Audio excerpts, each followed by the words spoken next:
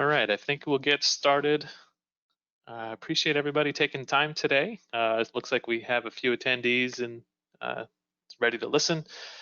Hopefully everybody can see my screen okay. I'd like to thank everybody for coming. Again, this is Kyle Kester. I'm the Director for Healthcare Analytics at ProModel Corporation. I've been a simulation modeler for going on 20 years.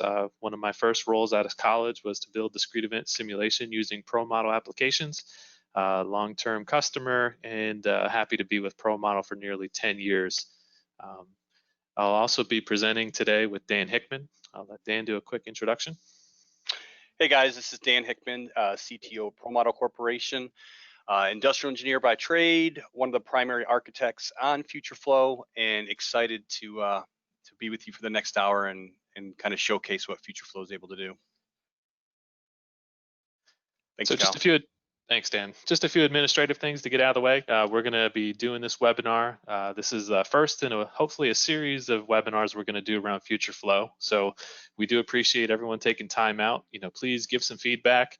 I'll point you to the panel, probably on the right of your screen, where there's some questions.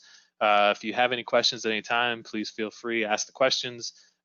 We will be we'll unmute kind of halfway through, try to answer some questions, open the mics up to everybody.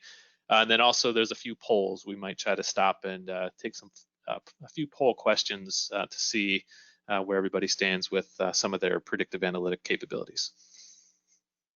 Okay. That being said, let me get into it here. Again, this is our webinar where we're going to be discussing how customers have used and possibilities to use FutureFlow for doing certain things like planning for COVID-19 and the flu season with your hospital's digital twin. So a few things we're going to get through today is discussing the agenda here. Dan and I are going to be splitting this up like I mentioned. So the first part I'm going to talk more about the FutureFlow approach. We're going to define the digital twin, some of the key hospital system dynamics.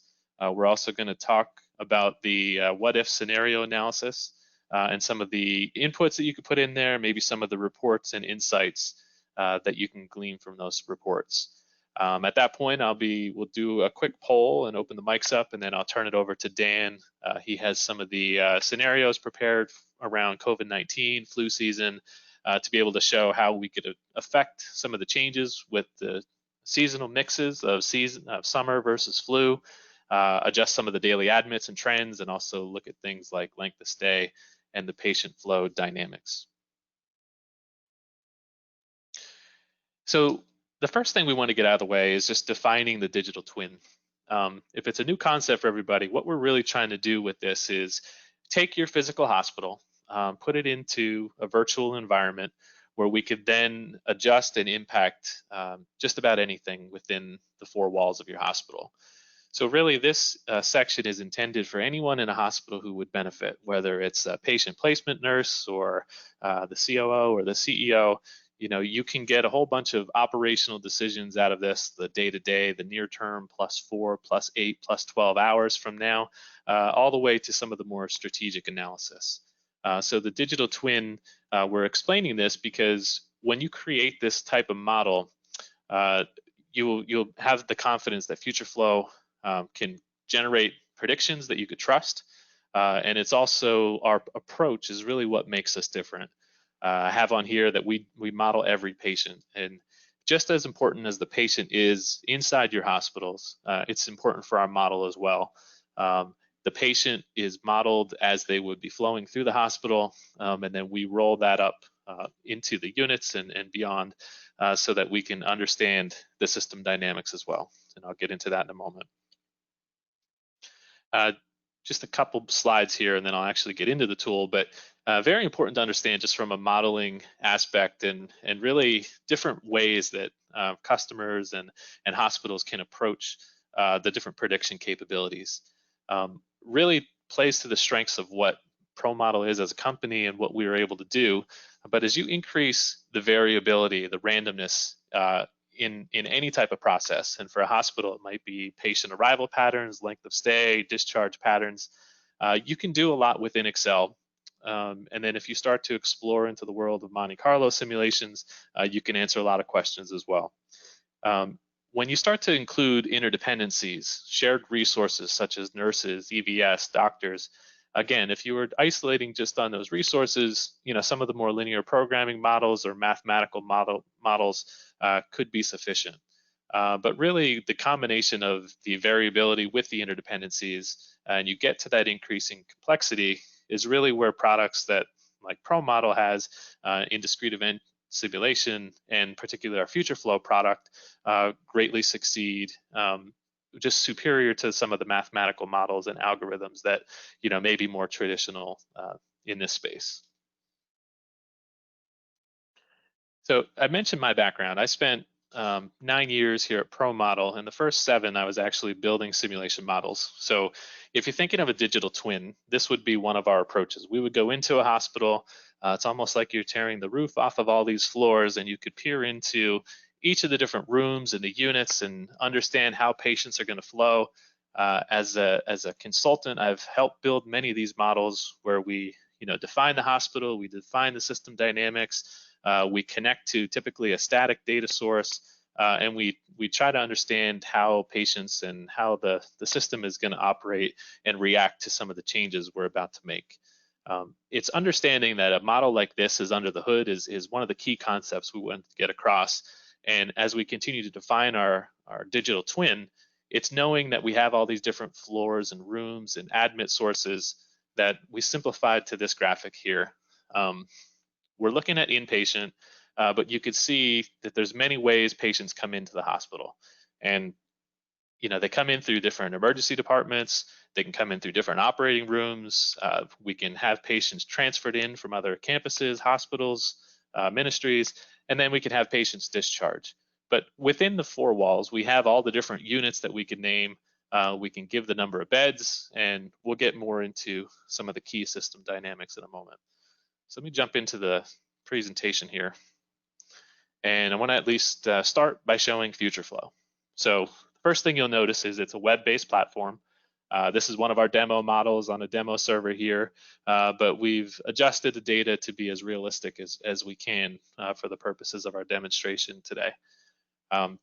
Under the hood, again, it's a simulation model, just like what we've done in MedModel and Process Simulator for years. But we've turned this into a web environment where every hour we get a snapshot. So we can connect to various EMR systems, whether it's Epic or Cerner. We take the most current information, the patient states, the heads and beds, and also the bed states, and we surface that into a simulation. And what happens is every hour, we expect that we can have the simulation run very rapidly so that it's continuously predicting and providing the most up-to-date, current, always ready model for your hospital professionals to use that information and make better decisions with. So what you're looking at is our dashboard. This is our landing page, and I'll show a couple things and continue to define our digital twin here. But our main dashboard card, our panel has a few different cards laid out. I'm not going to go through all these. I'm sure we're going to have future webinars, but the main one I'm going to at least point to today is around the census card. So what happens every hour when we connect to your system? We could surface, again, in our 2 hospital system, we could say, there's 443 patients. All of these cards have a symmetry to it where the left side is the historical, the now, and the right side of that card is the future. So there are really 2 modes to FutureFlow and how we operate.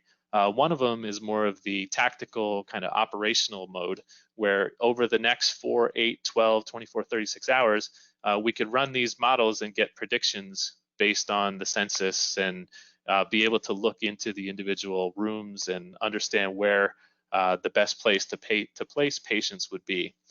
The other mode, which really the focus of this webinar is going to touch on first, is going to be around the more strategic analysis. But I wanted to at least show the dashboard, show you kind of the framework to our digital twin here. We can filter this down from a 2 hospital system. I could filter to 1 hospital, and I can quickly see below all the individual units that are in that hospital. And again, I think one of the biggest differentiators for us is because we are modeling every patient, we can actually get predictions down to the unit level as well. and we'll show this in more detail later in the demonstration. So continuing on with the digital twin definition, I mentioned the units there. What we do is we go through an implementation of FutureFlow where we come in, we work with your teams, we understand your data. If we could take a few years of information, we could turn that into understanding what the structure of your hospital looks like. So two key pieces are understanding, the physical constraints, whether it be your units, and then also the resources that you have, and that's what I'll point out here. So we can go through and define every unit as you have them defined in your system, in your hospital. I'll point to the PICU here. We could define how many beds, and we could also assign attributes. So we'll touch on this later, but I thought it's important to show now. One of the key pieces, like I started to mention before, is that because we model every patient, it's important to really understand what that allows us to do from an analytics standpoint. Because we know every patient, what bed they're in, we understand how those beds are assigned to units. Units can then be assigned to care levels, hospitals, or any type of attribute, and then all the way up to the system level. So whether you're a standalone hospital, where we work with a lot of standalone children's hospitals, or you're a hospital that's part of maybe a 5-hospital system, we can roll those all the way up to a system level view so anybody can get the level of reporting desired to answer the questions that they need. The other point I wanted to mention here, the second constraint that we identify here is around the resourcing. So Dan's going to show in his portion of the COVID and flu analysis, how once we get the confidence of predictions at the department, the unit level, we can then go through all of these and place a ratio of any different resource type. We're going to be focusing on RNs, so you could see for this unit, we have 1.23 beds per staff. And again, this is all configurable. Almost everything I'm going to show you in terms of inputs can be defined, and you could run scenarios around to test and prove and try just about any scenario, almost doing a virtual Kaizen event is sometimes how we refer to it. So I want to transition now into some of the key hospital system dynamics. A couple things that I wanted to mention is if we're following from a patient standpoint, we want to talk about how patients get into the hospital. I mentioned we have the hourly snapshot. So what we can do is all of those individual patients in hospital 1 here, we're saying 443. You can see it's a sample data set. You might see some names repeat. So these are all fictitious here. But all of these patients in our example are heads in beds. So we know that who actually came in, when they came in, what their desired path is, how long they've been here. We could surface a lot of this information. This is very helpful we've talked to hospitals who have bed meetings. If you're a unit lead, you can come in here, you can actually filter down to your specific unit. You could see your individual patients and be able to provide the information around those types of decisions. The other types of patients that get into the hospital are virtual patients. So through our retrospective analysis, we go through and we understand in FutureFlow and can surface the information that your history shows. So if we wanted to bring in virtual patients, we can look at the admit sources. We can filter down to a single admit source, multiple. So I can click on all of these for hospital 1. Generally, we have 4 different admit sources per hospital: direct, emergent, OR, and transfer. And you can see the kind of patterns that you would introduce virtual patients into your system. So we know by day of week, we know by hour of day percentage when those patients would come into the hospital. And then what we do is when we introduce virtual patients, we also understand what the historical patterns look like in terms of case mix. So from a case mix standpoint, we assign a flow class, and you could see here, we're gonna reference these 2 later, hospital medicine and critical care. So you get a feel for the type of patients and the mix of patients as they're coming into your hospital. So every time a new patient comes in, they randomly sample from this pie chart here, so we know what type of patient we're going to enter into the hospital. what this allows us to do is really understand how they're going to navigate through the hospital. And I'm telling you all this to build confidence in, if we can make patients react as if they were in real life based on your historical information, we could build accurate predictions and allow you to feel confident in the analysis that you're going to do going forward. So we've just talked about how patients get in as part of our digital twin and this hospital system dynamics. This part speaks a little bit to how they move, and how they move through the hospital. We use probabilistic routings as one approach. So probabilistic routings is a way for us to define in any one of those hospital services or flow classes, we can look at your history and surface how many times a patient came in on hospital medicine, maybe through the direct admit source for hospital 1. What this is saying is 54% of the time, that patient is going to move to a unit of med-surg floor 2. The next night, what we'll do is the same kind of thing and understand that 62%, they're probably going to stay on that same path. And then maybe after the third day, when we look at that patient, we start to look at, now it's 60-40, there's a 40% chance that they'll discharge. So this allows us to take your history. Every patient is unique as they go through this solution. So this allows us to build that kind of length of stay based on your historical information. So we have patients, how they come in. We know now how they flow. We also have the system dynamics that show either how they transfer or maybe discharge. Again, we could surface the information of when your discharge orders were put in. We can have the patterns of when they were actually discharged, among other things that we could look at.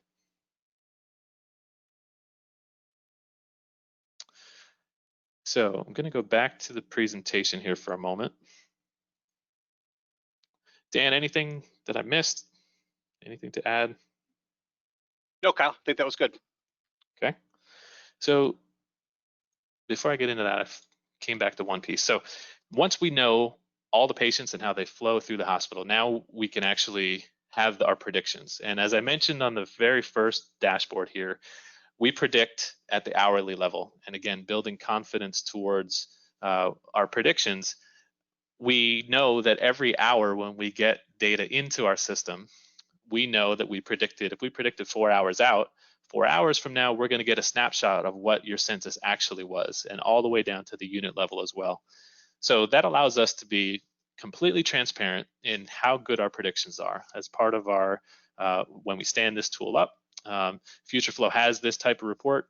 You can quickly look at it and understand, all the data, but also we have this efficacy report that shows, this is showing the absolute percent error, and this is very representative with our customers of how well the predictions are working.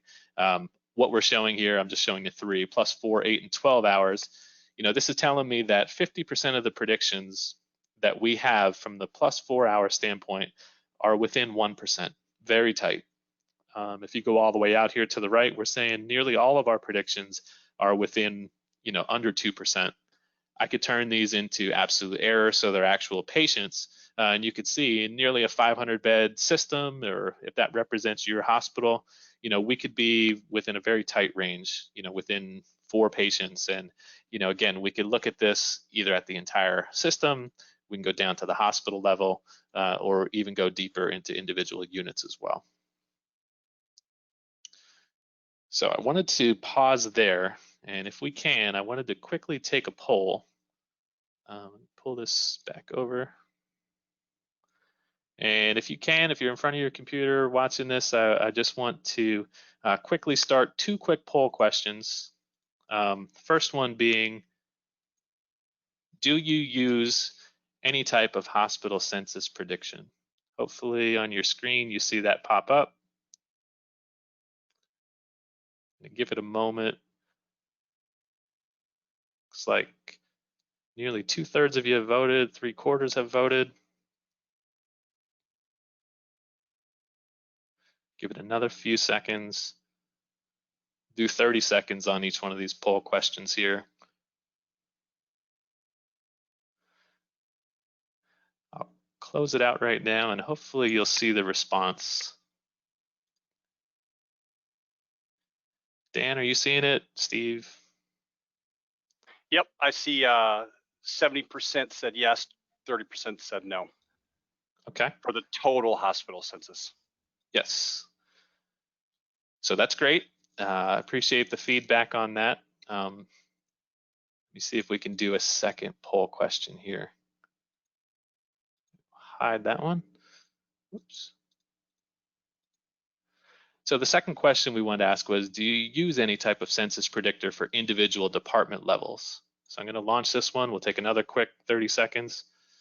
So again, this one being not just at the hospital level, but again, one of the strengths we feel at FutureFlow is being able to predict census at the individual unit level as well.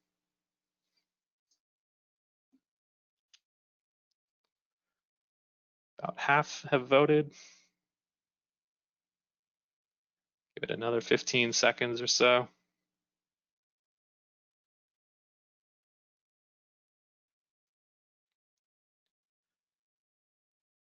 All right, another 5 seconds, we'll close it up.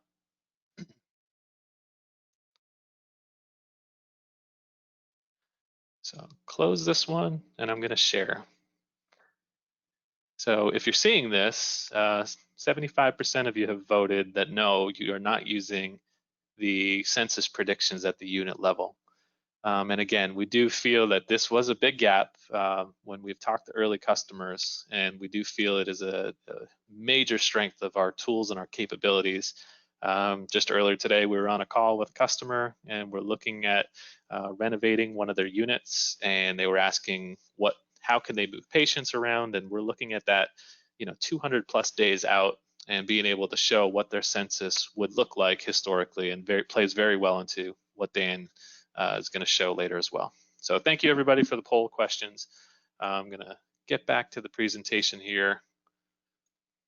Dan, are you seeing my slides again? Just as a check. Yep, I see self-service what if scenario analysis. Yep. All right, so I'm about to turn it over to Dan, but I wanted to quickly just get through this slide and one more view on FutureFlow. So really laying the groundwork for what Dan's about to walk through. So when we talk about our what if scenario analysis, there's always multiple users of FutureFlow. Again, the operational piece, we believe patient placement nurses, unit leads, just about anybody can look at the day-to-day information and make better decisions. But in the what if scenario analysis, this group may be more tailored to more of the data analysts, some of the patient experience or patient flow groups or process improvement teams. And the consumers of that information would be your decision makers, your house supervisors, maybe your C-level people or unit managers. And really, the status quo is what we're trying to challenge here with FutureFlow. We do believe that one day all hospitals are going to have a digital twin with this kind of self-service capability to do what-if analysis. Some of the misconceptions are that it's too time-consuming, it's too complex, requires a bunch of PhD or expert modelers. And really, with our experience in ProModel for 30 years building these types of models, we tried to build a solution that we can quickly stand up, attach it to your data, do some data analytics, get around your key hospital system dynamics, and getting some answers very quick in the process. So let me jump into the last slide here. I'll just kind of lay the groundwork around the what if scenario analysis and show you a little bit about what we can do. So every hour, again, when we get the simulation, when you get the snapshot every hour, what happens is it automatically kicks off. So the data comes in, we have ways we can connect to your systems. It'll kick off an analysis, and you'll see a scenario analysis. And if you're familiar with all of our other tools like MedModel or Process Simulator, we try to keep that same consistent feel in FutureFlow as well. But what you see is a baseline. You could do just about any type of analysis here. And if you're a data analytics person, what Dan would actually do for his analysis was he could take any one of these snapshots. And when I mentioned before having data that's always current, always ready, what we can do is you could take any starting point, because we get a new starting point of your hospital every hour, which is very key. And being able to repeat this analysis every day if you wanted to you can do that pretty simply. So when Dan does his demonstration, he's going to just pick the same snapshot. He's going to look at his from a more strategic view. I'm just going to showcase a few features more from an operational view. And what that really means is the stuff I'm showing is over the next 2 to 5 days, and what Dan's going to show might be over the next 2 to 5 months. But it has the same capabilities under the hood. So when you look at the baseline, we can go in and I can impact and create just about any scenario I want, where I can create a baseline, has the units defined as they were before. We can quickly do a bed sizing analysis, closing a unit, doing whatever we want here. We could adjust the ADT. I can create a new scenario where we adjust the number of arrivals, the hour of day probabilities, even some of the case mix information. There's virtually limitless capabilities of what we can change. So we ended up just creating a format and a way that you can go and affect change many different ways here. But again, another one of our strengths is being able to show the side-by-side comparison, but also surfacing information in various ways. So time sensitive reports and time series reports are one of our strengths of all of our tools. But being able to see like a census time series here of the entire system, again, this is over a 3 or 4 day period, being able to quickly filter that down, again, to all the attributes that roll up to our hospital one, all of those units, and then even be able to go further or look at all of our critical care units or PICU. You can quickly see what kind of comparison that gives you. I'm going to go back and just show from a census histogram standpoint. I want to showcase 2 different things here. And one of these really drives home the point of running many replications. So if I ran this model 30 times, you could see on the right, what I'm showing is a census histogram for the hospital one. Every time we run a model, it's going to generate, our census prediction. How many, what the census is going to look like tomorrow at 7 a.m. In 30 replications, you don't get much confidence, but we run these models many, many times to build that statistical confidence. So if we ran it 90 times, you start to see more of a normal curve, and you get more confidence that in a certain range is where your predictions are going to be. No model out there is going to predict with 100% accuracy. And what we like to say with our customers is there's a lot of shared responsibility in these predictions because there are human decisions that are going to impact the accuracy of these models. But the more you use these kind of tools, the more confident you could be that the predictions are going to get the answers and get you a baseline to where you can affect change realistically. So I think I'm going to pause there. Dan, was there anything else on the WISA, or you could touch on it in your section if you'd like? Yeah, I'll touch on some stuff in mine. Okay. So before we do that, I did want to, there are 2 more quick polls, if you don't mind. So the third question is, do you have a digital twin of your hospital to help test what if ideas? I'm going to launch that one. Simple yes, no. We'll give this one 20 or 30 seconds. And again, it could be a simulation model, it could be something like this. Yep. Yep. Looks like we got nearly 2/3 have voted. Give it another 12 seconds or so.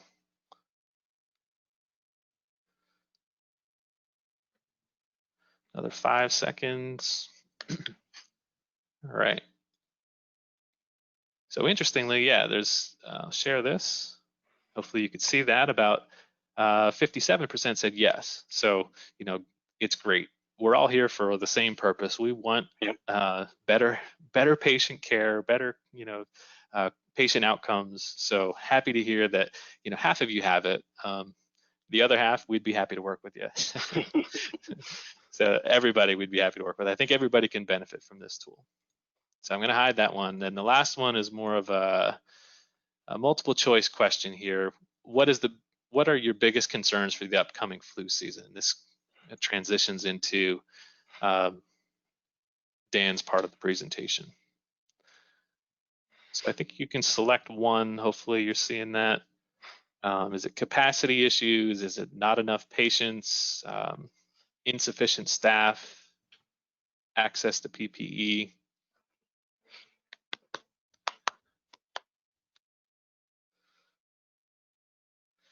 Give it another 10 seconds or so. Nearly just over 2/3 have voted, almost 3/4.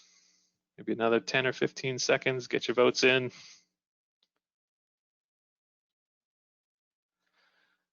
Five more seconds.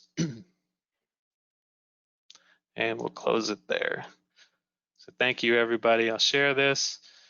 80% have said capacity issues due to flu and COVID. Very realistic Interesting. concern, and very pointed at what we're about to show. So at this point, I'm going to pass controls to Dan. So I'm Dan Hickman, CTO of Pro Model Corporation. Happy to share with you this use case. And I want to say that what follows is a retelling. It's the spirit of something that we've done. And it's modeled after a real life thing, but we actually did it a lot more intense than what I'm about to show you. And hopefully at the end, when we unmic, you guys will have great questions that get a little more intense than what I'm showing you.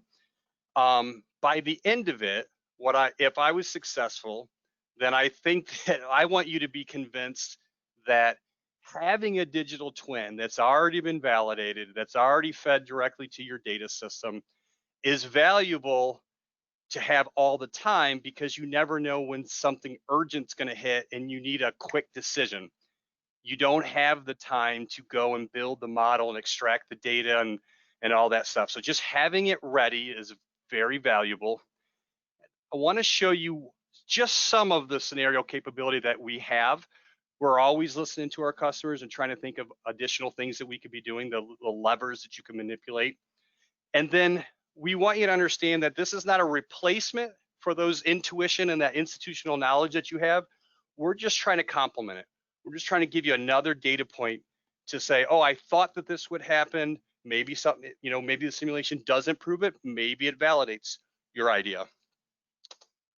And there's only about 5 slides here. So, and I'll get all heavy into demo.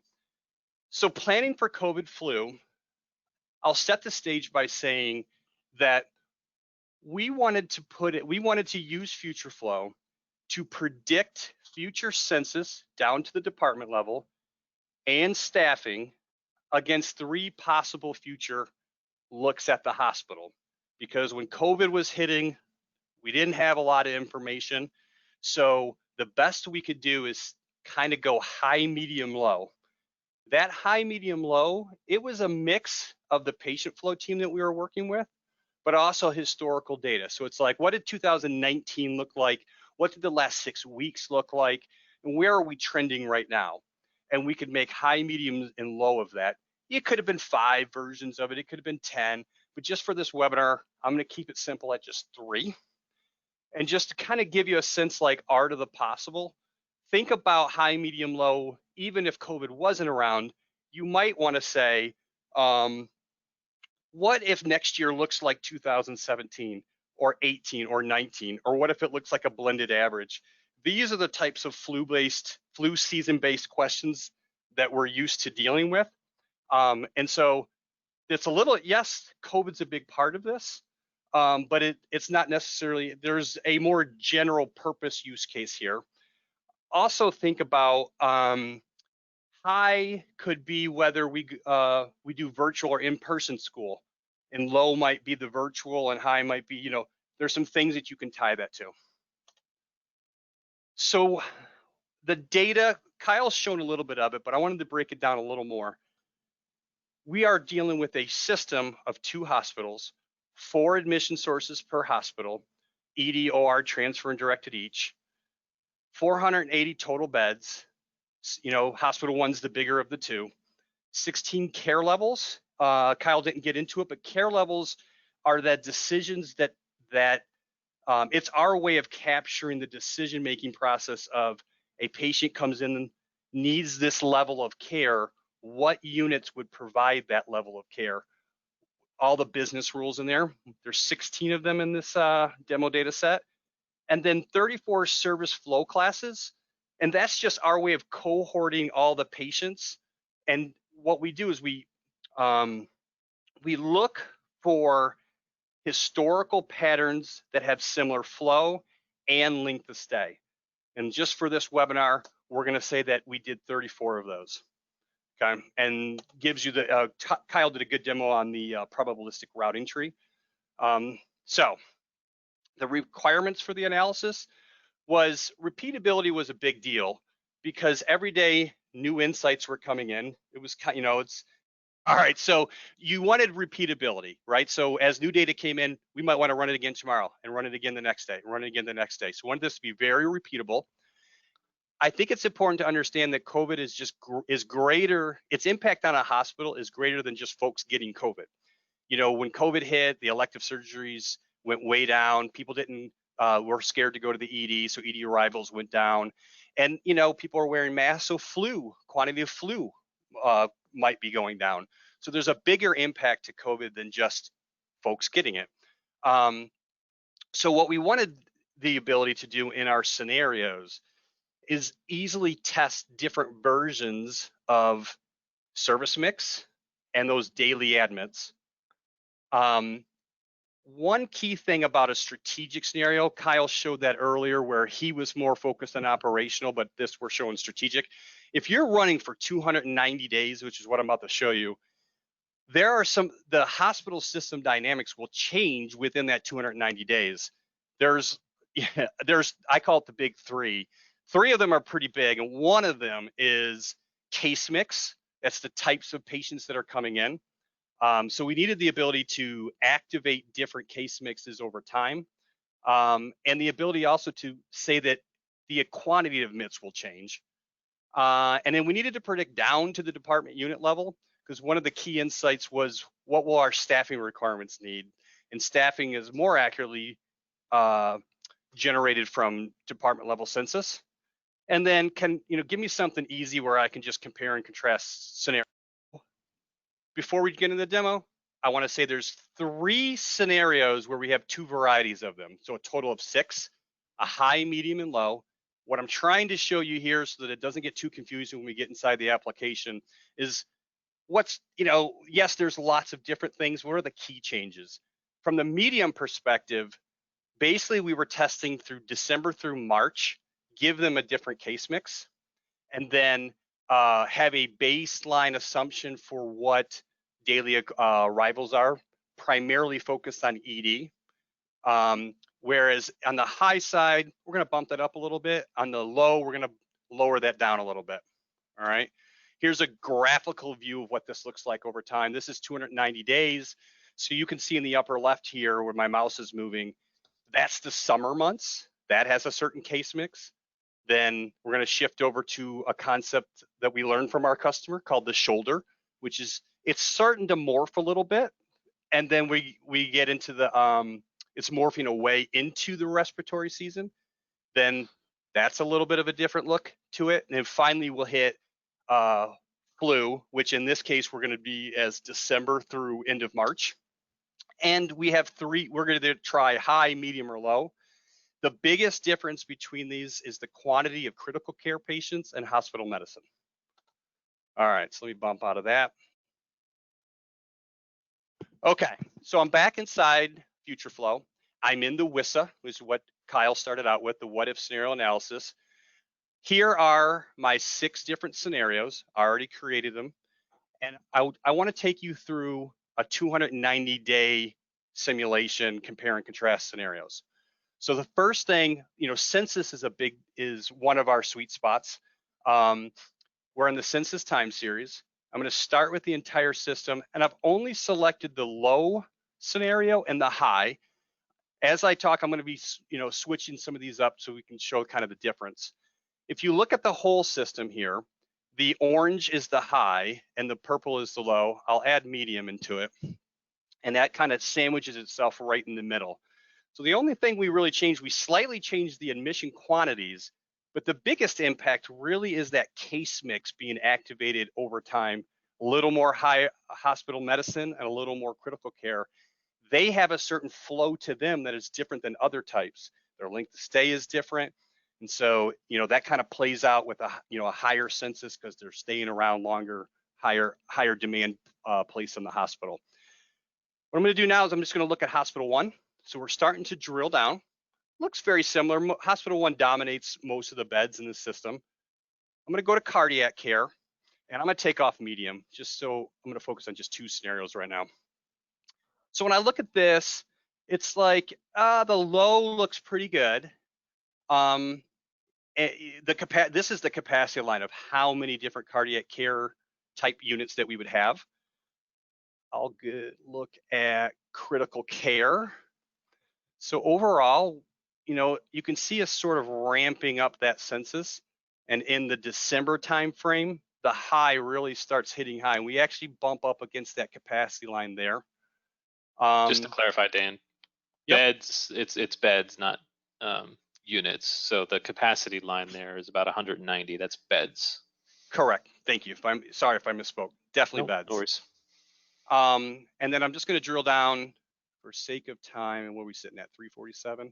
And we're going to look at an individual unit, the PICU, and you can see that the high definitely is bumped up against.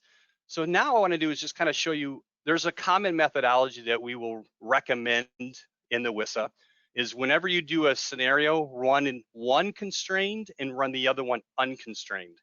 Because the unconstrained, you'll sort of remove some of the system dynamics that are kind of going on. You'll see the true demand. And so now I've got both of these are high with constrained beds.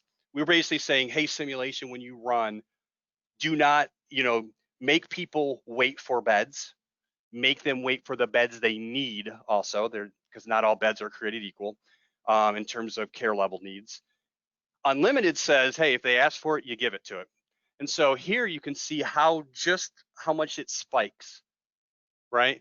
So in an unlimited one, we can see there's quite a big impact, what's going on. Now, I would say if I take this off, next logical question is, well, then, if these patients were bumped up against, where did they go?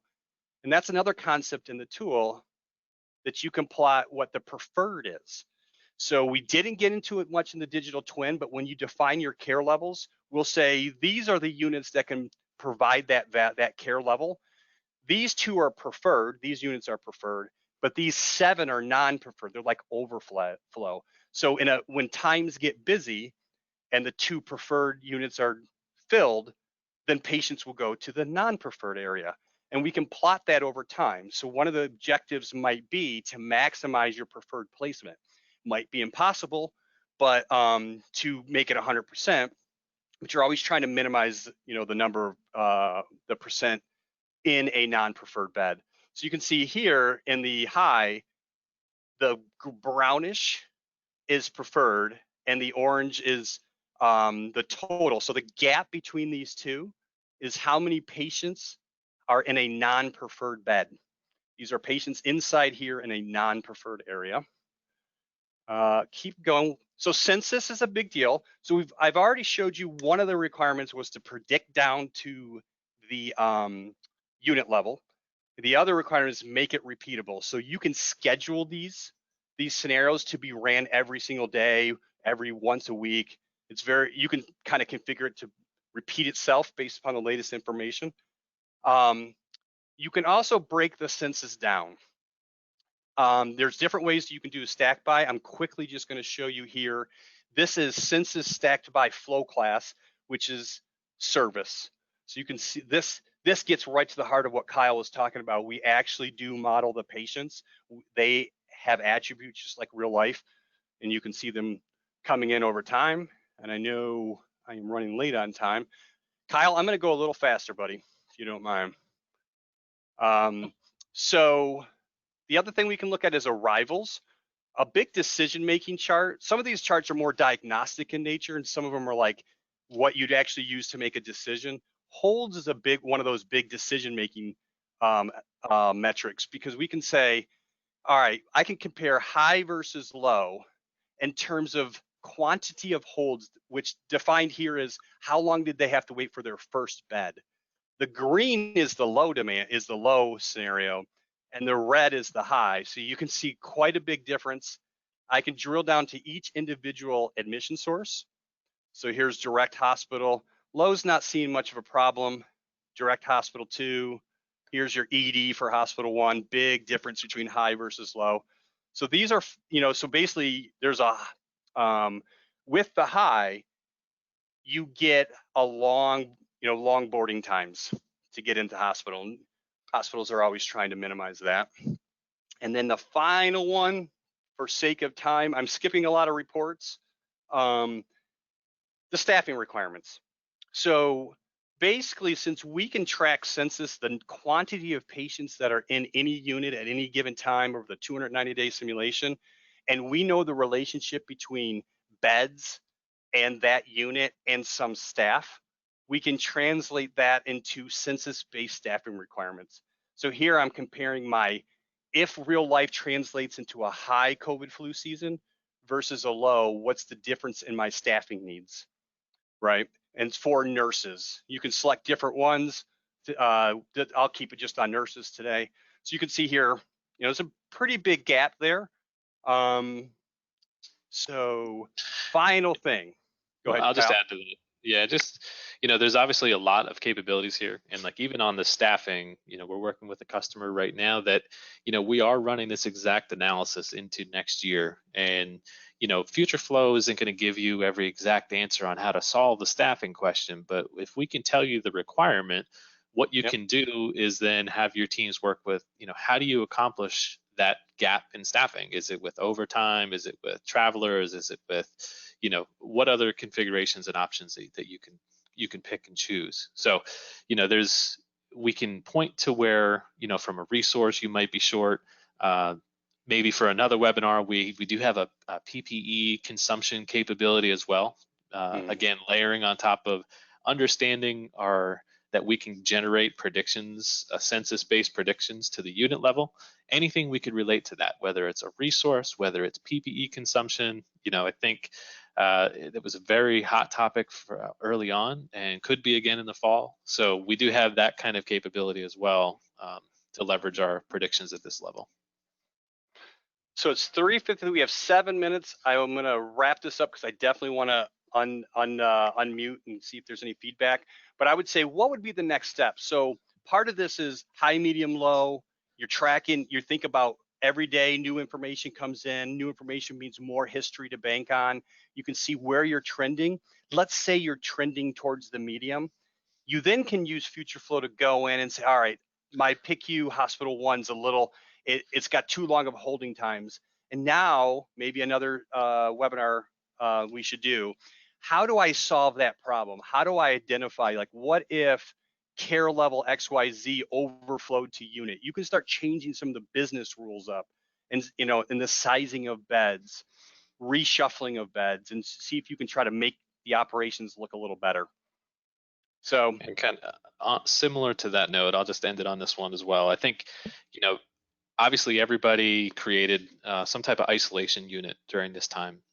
Being able to do that on the fly versus in a virtual application like this, we can make that a reality. We can create a virtual unit that is an isolation unit for COVID patients and even adjust how patients flow into there. And hopefully you've seen through this demonstration that a lot of those controls are configurable and more of a self-service capability. We could work with you to make that happen so you could see it and better understand what the impacts of that are going to be. yep. So Dan, if nothing else, I think what I'd like to do is, I guess, first off, thank everybody for your attendance today. And then looks like Gordon had a question. Uh-oh, Gordon, I know him well. All right, Gordon, hopefully you're unmuted now. Can you hear me? We can hear you. All right. I don't necessarily have so much a question, but I did want to say that, so I'm Gordon Tubner from Children's Hospital, Colorado. We've been working with ProModel since late 2019. We brought them in specifically to do some short-term census predictions. When COVID hit, we quickly went to strategic modeling. Did some strategic modeling first for taking in a possible adult overflow when we thought that COVID may overwhelm the adult hospitals here in Colorado. And now we've kind of turned that to looking at, what is our staffing going to look like during flu season? We are just like everybody else, limited in the number of N95s we get. And so we're also looking at N95s from a PPE standpoint, and we're modeling that to see what kind of methods we need, our workflows we need to put into place so that we make sure that we have the PPE necessary to take care of our patients throughout the next 6 to 9 months. ProModel has been great to work with. We've done a lot of modeling. We have weekly meetings with our leadership to show the models. We are actually following one of ProModel's forecasts as it's the basis of our financial forecast, is the basis of our staffing forecasts. It's just during this time of not having great information or great insight to what's going to happen because of COVID, being able to model it based off what's currently happening and continuing to look at that has been a real benefit. That's very kind, Gordon. I really, really appreciate sharing that with everyone here. It's been fun. Go ahead, Dan, you could end it for us. Thank you, Well, everybody. thanks. I was just going to say, there's a lot of capability we didn't show. If you're at all intrigued and you have some technical questions, reach out to me, danh@promodel.com. And if I didn't satisfactorily answer some questions before, reach out to me, danh@promodel.com, and I'll get back with you right away, I promise. Yeah, and I'd agree. Same here. Kyle Kester. It's kkester@promodel.com. So thank you, everybody, for your time today. We do appreciate all the attendance, and you will get a copy of this video, I believe. So appreciate it, and we'll shut it down. Thank you all. Hopefully have another series coming up soon, and you'll see another invite. And if you have any topics as well, please send them along. We'll be happy to showcase our capabilities. Thanks, everyone. Thank you.